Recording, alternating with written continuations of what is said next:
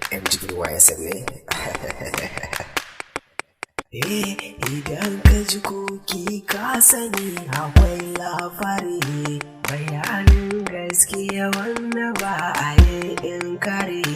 Labarin mai sona ta gaske zan ya tsare, duk wanda ya sani da ita ya sani damun saba. Akwai su a cikin zuci wanda ba shi da riba, kai so wanda yake so wani ba kai dace ba. Amma ni soyayyar ta dai ban yi kure ba, ni na so wacce ta so ni sanda ban aune ba.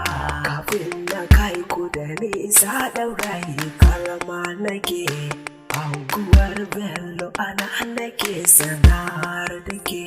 A inda nake kuma gidan su ma a layi yake.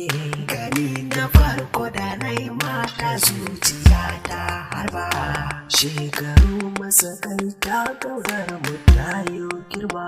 Gani muke tare da su an sallama, da zo da safe da yamma da gidan su na kuma. Muna birge kowa masoya da wasiya ba, akwai a tashi muna ƙarsha uwa mai tsanani. Da na yi wanka ta yi kwalliya dodani, kuma ta zo kunshi ta yi filawa dodani ne. Idan ta zo nuna babu ni ba za ta saya ba, masoyiya ta na tara yankunan ta bani. Tana yi mini hidima abin da zan yi ta yi mini. Da matsalar farko ba kuɗi na aure gare ni, gashi ta girma lokaci gaban aure ba. Idan su an ce na fito idan da gaskiya nake, kuma nisan ta a zuci na riga na rike.